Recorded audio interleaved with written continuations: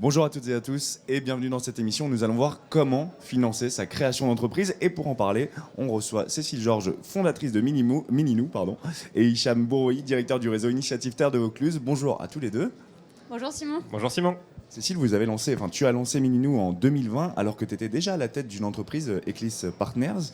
Qu'est-ce qui t'a donné envie de te lancer dans cette nouvelle aventure entrepreneuriale? Et ensuite, est-ce que tu pourras nous présenter aussi Mininou? Avec plaisir.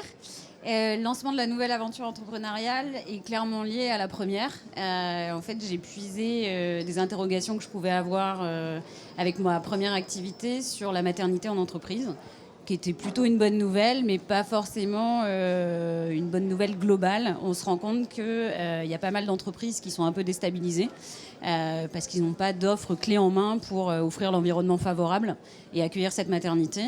Et puis d'un autre côté, on a pas mal de candidatures qui se trouvent avec pas mal de questionnements, de doutes quand on se lance vers l'inconnu.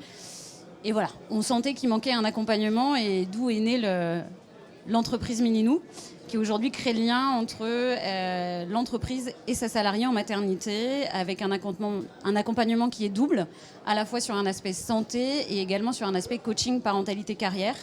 En gros, ce qui se passe, c'est que l'employeur achète un bon cadeau, remet à la salariée en maternité ce bon cadeau, et derrière, elle va suivre un accompagnement à la fois physique où elle va recevoir des informations mensuellement sous forme de journal de bord où on a des conseils d'experts santé, de coaching parentalité carrière qui vont la permettre d'être sereine pendant sa maternité, et à la fois un accompagnement digital. Elle se connecte sur un espace privé où là, elle a à la fois des webinaires auxquels elle peut participer ou les voir en replay en fonction, mais surtout la possibilité de poser toutes ces questions, aussi bien sur une problématique professionnelle que sur une problématique santé. Donc elles se sont vraiment soutenues, accompagnées, et comme c'est offert par l'entreprise, du coup, elles sentent que l'entreprise est derrière elles, donc il y a une vraie reconnaissance qui se crée de la part de cette salariée envers son entreprise. Est-ce que c'est plus facile de lancer une entreprise quand on a déjà tenté l'aventure entrepreneuriale ou est-ce que c'est totalement différent? Oui et oui, c'est un peu l'idée. Aujourd'hui, lancer une entreprise quand on a déjà tenté l'aventure entrepreneuriale, c'est plus simple parce qu'on s'attend à quelque chose. Donc on a déjà une idée, on n'est pas complètement chamboulé et perdu. Pour autant, à chaque nouvelle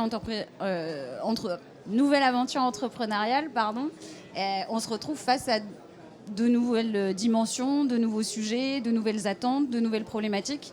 Je compare ça, l'aventure entrepreneuriale, à une maternité. On est clairement dans un schéma où si c'est le premier bébé, on est très inquiet. On est très vers l'inconnu, pas forcément inquiet du tout.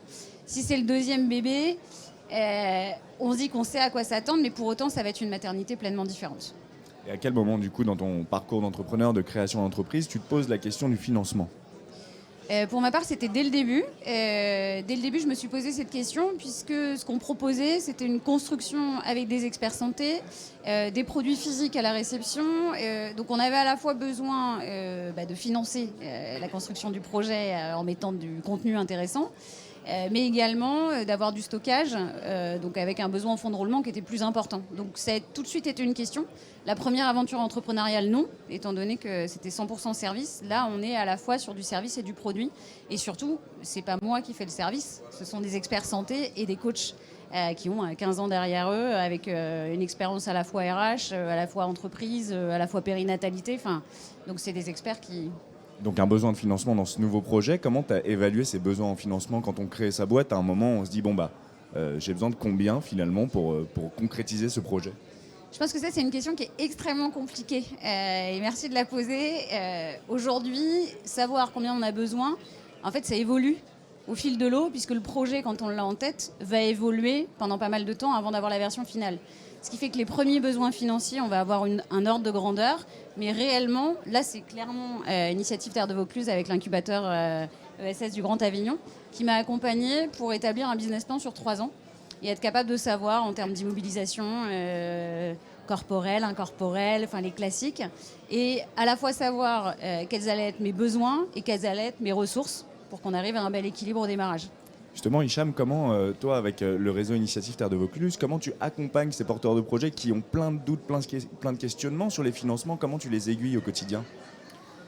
Alors effectivement, une création d'entreprise, ça peut ressembler à un parcours du combattant. Et nous, notre rôle, ce n'est pas forcément de pousser à la création ou de freiner à la création, c'est de mettre dans les meilleures dispositions possibles. Et justement, l'idée, c'est déjà, de les recevoir, de leur expliquer déjà toutes les aides auxquelles ils peuvent prétendre, parce qu'on entend beaucoup, soit il n'y a pas d'aide, soit il y en a mais qui n'existent pas, soit on ne sait pas. Donc l'idée déjà, c'est de faire un tri sur déjà les aides existantes et celles qui peuvent être le plus adaptées au projet. Et qui dit plus adapté au projet, se dire d'abord, on va travailler sur le projet. Les personnes qui viennent nous voir sont soit au stade de l'idée, soit ont déjà commencé à avancer le projet. Et l'idée, c'est de leur dire des financements, ils existent, mais on va repartir du début et on va vraiment vous aider à consolider ce projet-là. Et en consolidant ce projet, en faisant poser des questions, que ce soit auprès de nos équipes de permanents ou de nos bénévoles, c'est vraiment permettre d'un regard extérieur tout en participant au projet, pouvoir se concentrer sur les différentes étapes de la création.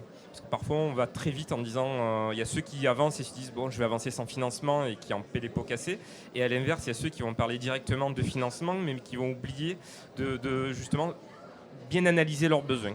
Et nous, notre rôle, il est là. C'est-à-dire qu'effectivement, on est une structure qui faisons du financement, et on en parlera après sur les différents dispositifs, mais on fait beaucoup d'accompagnement. C'est ce qu'il faut voir. C'est-à-dire que le financement est indissociable de l'accompagnement que nous faisons. Et l'idée, c'est effectivement que ça soit de manière collective, et après, dans tous les cas, de manière individuelle.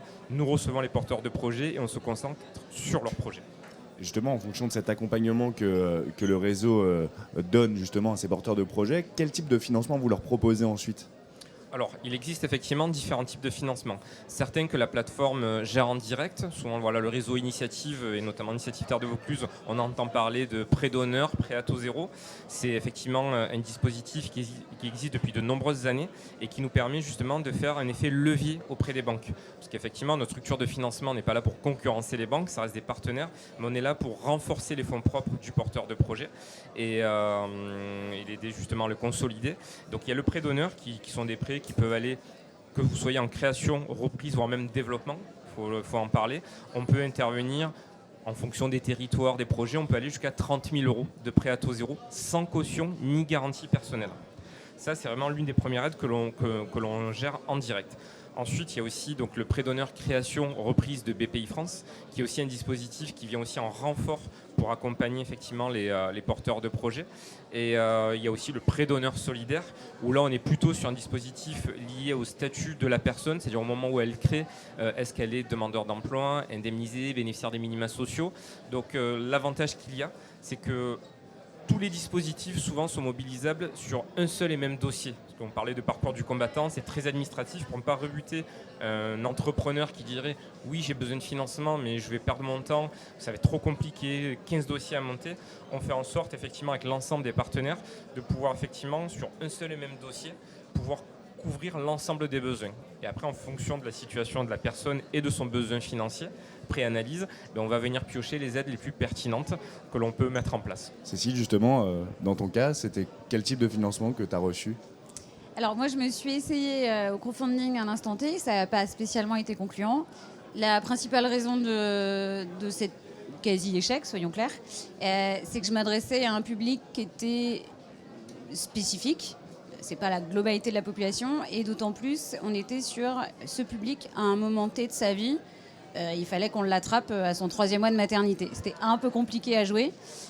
Donc pour cette raison-là, je pense que le crowdfunding peut fonctionner pour certains, sachant que c'est assez chronophage. Il faut à la fois faire travailler son réseau, être à fond dessus.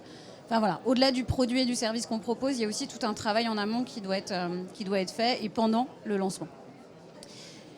Au-delà de ça, moi j'ai bénéficié du coup du prêt d'honneur création initiative Terre de Vaucluse qui m'a accompagnée. Ça a été doublé avec le prêt d'honneur BPI France. Et ça, effectivement, ça m'a permis aussi, avec une partie de mes fonds propres, plus les prêts d'honneur, d'aller chercher encore des financements auprès des banques. Voilà. Donc c'est ça en fait, je vous pose la question à tous les deux, mais le prêt d'honneur, c'est avant tout un apport auprès des banques, c'est pas quelque chose qu'on peut se servir pour concrétiser son projet, c'est plus un apport. Alors, vas-y Cécile. Moi je dirais au-delà d'un apport, c'est aussi l'incubateur qui valide notre candidature, parce qu'on passe devant un jury qui va dire on estime qu'on te fait confiance et on va te prêter de l'argent. Donc du coup, le fait que le jury est validé fait que la banque va avoir aussi un regard différent d'une tierce personne qui n'aurait pas été validée en jury Donc le prêt d'honneur, pour moi, il y a l'élément financier qui permet, nous, d'avoir plus de capitaux, et donc cette fameuse balance besoin-ressources de l'équilibrer davantage, mais en même temps, cette espèce d'étiquette, comme si on avait été labellisé, validé, et donc ça pourrait être intéressant pour une banque.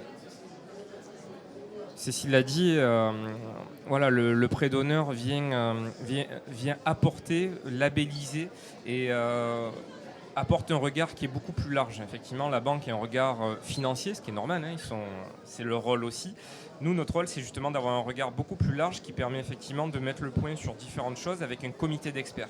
C'est-à-dire que, comme je le disais tout à l'heure, il y a une équipe de permanents qui va accompagner au quotidien le chef d'entreprise, le porteur de projet. Mais à côté de cela, on a une équipe de bénévoles qui est issue du milieu économique du territoire, parce qu'on est des structures locales, qui vont à un moment donné faire poser les questions et valider, effectivement, tu l'as bien dit, labelliser le projet. Avec cette labellisation-là, lorsqu'on va avoir un partenaire financier quel qu'il soit, il sait qu'il y a eu un regard multiple et différent qui va permettre effectivement d'assurer une viabilité du projet. C'est quoi la procédure justement pour obtenir un prêt d'honneur? Imaginons demain, j'ai mon projet d'entreprise, j'aimerais trouver des financements. Bon, je suis un peu paumé. Combien de temps il va me falloir pour prévaloir au prêt d'honneur et concrètement, c'est quoi les critères pour l'obtenir? Alors déjà, pour obtenir le prêt d'honneur, peu importe effectivement le profil de la personne, l'activité, le statut juridique, le régime fiscal, il faut que la personne ait un projet. Voilà, elle ait une idée, elle ait un projet, qu'elle ait envie d'eux. Après, sur la question de délai, le délai est très variable. Alors, on entend souvent sur des statistiques qui disent un projet, c'est en moyenne 8 mois. Mais dans la réalité, ça peut effectivement, à partir du moment où vous poussez la porte du réseau Initiative, j'ai envie de dire que ça peut prendre 15 jours, comme ça peut prendre 2 ans, 3 ans, parce qu'en fait, ça dépend de vous. Comme je le disais tout à l'heure, on n'est pas là pour vous pousser obligatoirement à la création, et à l'inverse, vous freinant en disant attention. Nous, on va vous donner des pistes, on va vous donner des clés pour avancer, et on va vous accompagner. Et en fonction de votre état d'avancement et des étapes que vous allez valider, ça ira plus ou moins vite. L'idée, finalement, ce n'est pas forcément le délai, c'est de valider ces étapes-là pour être dans les meilleures dispositions possibles. Donc, au final, le critère, c'est passer un appel. On peut aller sur le site Initiative France et vous allez avoir la plateforme la plus proche de chez vous. Parce qu'aujourd'hui, on couvre l'ensemble du territoire français, même hors métropole. Et nous contacter, souvent, il y a un premier contact qui est fait par une réunion d'information collective. Ça permet de donner une énergie positive, de voir qu'il y a plein d'autres personnes qui sont dans une logique de projet. Et après, on va vous accompagner individuellement sur votre projet et on va, si besoin, vous faire amener des bénévoles qui vont apporter un regard sur votre projet. Et enfin, comme l'a dit Cécile, il y a une labellisation qui est faite par le microcosme économique de chaque territoire qui vont vous donner effectivement l'énergie aussi, une sorte d'étiquette en disant voilà, le projet a été regardé, a été validé. Après, c'est toujours vous qui êtes le porteur de projet. Et après, l'avantage, c'est que les banques sont aussi nos partenaires, donc ça facilite effectivement l'octroi de prêts d'honneur. Un financement, ça peut faire peur. C'est un prêt, ça veut dire des remboursements, ça veut dire des échéances, etc. Est-ce que dans ton cas, toi, Cécile, est-ce qu'au début, il y a une appréhension quand on cherche des financements ou au contraire, une fois qu'on l'obtient, on est rassuré? Enfin, comment ça se passe psychologiquement, cette quête du financement? Est-ce qu'on a des craintes? Est-ce qu'on est plutôt confiant? Enfin, comment ça s'est passé pour toi? Moi, je pense que c'est propre à chacun, déjà. Je pense que ça dépend comment on perçoit les éléments. Ça dépend dans la situation financière dans laquelle on se trouve aussi. Je pense qu'il y a différents éléments là-dessus. Après, on fait pour ma part, en fait, ça a été tout un parcours auprès de Camina, donc l'incubateur Initiative Terre de Vaucluse, où du coup, on a été préparés. On a été accompagnés pour bien créer le projet. C'est-à-dire qu'en fait, ça ne se fait pas tout seul. On nous accompagne au début sur une étude de marché, derrière sur un business model avec des propositions de valeur. Tous ces éléments-là vont permettre de valider le projet, éventuellement de le faire évoluer. Pour ma part, ça a énormément changé entre le démarrage et les éléments finaux. Derrière, du coup, on sait pourquoi on crée ce projet, on sait combien on a besoin et on a un décalage. On n'est pas obligé de rembourser de suite, on peut le décaler aussi dans le temps. On est super content quand on l'obtient, parce que c'est une réussite. Ça veut dire que l'expert, les jurys, les banques nous suivent. Donc ça veut dire qu'ils croient en nous. Donc en plus de ça, il n'y a plus que nous qui croyons en nous, il y en a d'autres.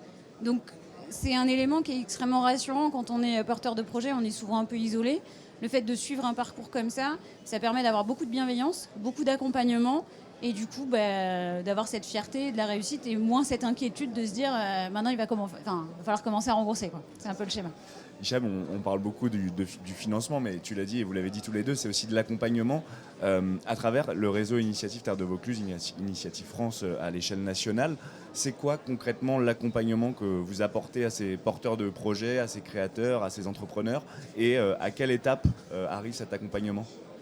Alors l'accompagnement, il débute dès que la personne pousse la porte chez nous, parce que l'idée c'est de pouvoir faire un accompagnement. Alors je ne vais pas dire à la carte, parce qu'effectivement on a un certain process, c'est-à-dire qu'on donne les informations, la personne avance sur un dossier, parce qu'il faut quand même à un moment donné, on a les idées en tête, mais il faut à un moment donné les traduire. Cécile a bien dit, à un moment donné elle avait des idées et le projet a évolué. Alors quand on dit évoluer, ça ne veut pas dire qu'elle a changé de projet en tant que tel, mais la manière de le percevoir ou de le concrétiser était différente. Donc puis l'accompagnement dépend beaucoup de la personne. On a des personnes qui sont dans un stade très avancé, des personnes qui ont déjà été à leur compte, qui savent à peu près comment ça fonctionne, d'autres qui sont totalement perdus. Et la force du réseau Initiative, c'est justement de pouvoir intervenir, quel que soit l'état dans lequel la personne se situe. Et c'est pour ça qu'on ne va pas donner en disant il vous faut 2 rendez-vous, 5 rendez-vous, 10 rendez-vous. Cette notion-là, on est plutôt dans une notion de rassurer la personne en disant on est là, on va avancer à votre rythme.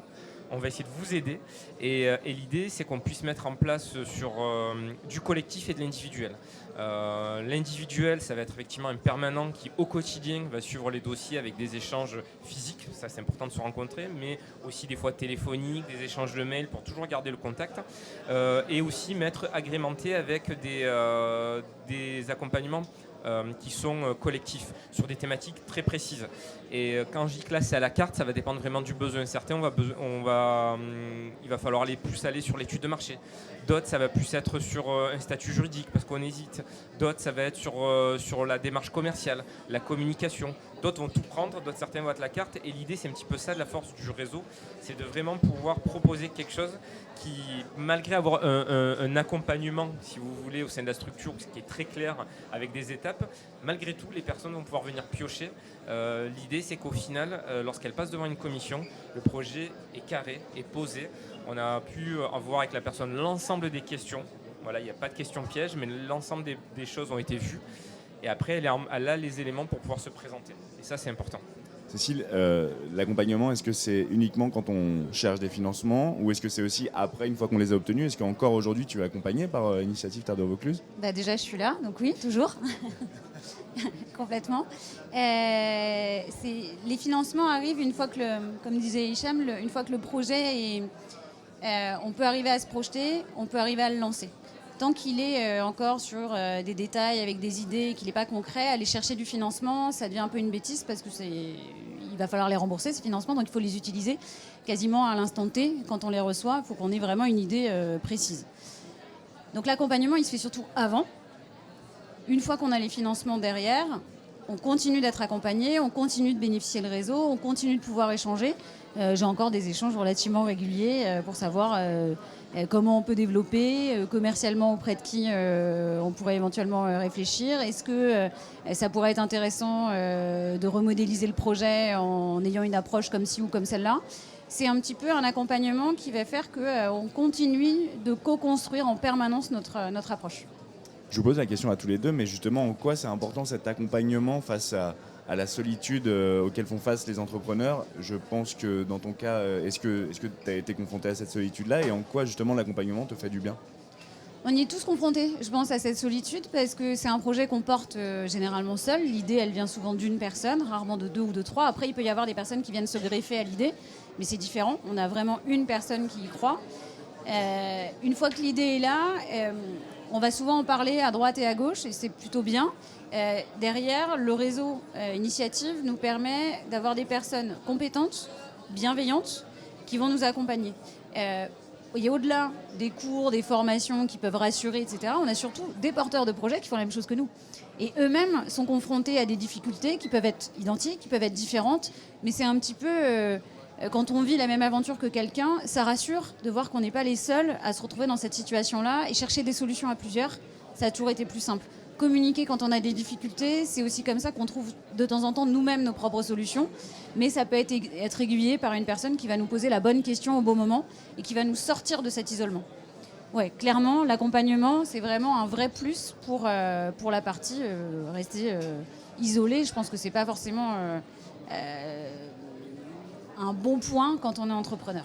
Hicham, tu veux rajouter quelque chose ? Oui, l'isolement du chef d'entreprise, c'est un vrai sujet. Et effectivement, alors je ne vais pas dire au prétexte du financement, parce qu'effectivement il est important, on joue sur cet isolement-là. Il faut savoir qu'aujourd'hui, dans des statistiques qui sont nationales, un entrepreneur qui n'est pas accompagné par un réseau quel qu'il soit, le taux de pérennité est inférieur à 50% à 3 ans. Lorsqu'il bénéficie d'un accompagnement par un réseau d'accompagnement, déjà on est sur du 75%. Et le réseau initiative, on est à quasiment 95%. Parce qu'il y a aussi un suivi qui est fait pendant la période de financement, mais parce que derrière, on peut aussi financer du développement. On peut aussi les ateliers, il y a des ateliers en amont, mais il y a des ateliers que l'on peut voir après, parce qu'effectivement, c'est pas parce qu'on a obtenu les financements, qu'on a lancé la boîte, mais au final, après, on se retrouve isolé à ce moment-là en disant c'est dommage, à l'accompagnement, j'ai été bien accompagné, et là, je me retrouve, je suis un peu seul. Donc l'idée, c'est qu'effectivement, pendant tout le parcours du chef d'entreprise, on propose des rencontres, des ateliers, des formations, des clubs d'entrepreneurs, et après, c'est aussi à la demande. Donc c'est pour ça que le lien ne doit jamais être perdu. Et puis souvent, des chefs d'entreprise que l'on a accompagnés rejoignent notre réseau et eux-mêmes après accompagnent d'autres porteurs de projets. C'est un peu où on boucle la boucle, donc c'est très important. Donc quand on veut se lancer, il vaut mieux être bien accompagné. Déjà, être accompagné et bien accompagné, que ce soit pour se développer, mais aussi pour obtenir des financements. Merci à tous les deux d'avoir participé à cette émission. Si vous souhaitez obtenir plus d'informations sur l'entrepreneuriat, rendez-vous sur bpifrance-création.fr. Et pour retrouver toute l'actualité entrepreneuriale, c'est sur le Big Media. Merci beaucoup. Salut. Merci. Merci Simon.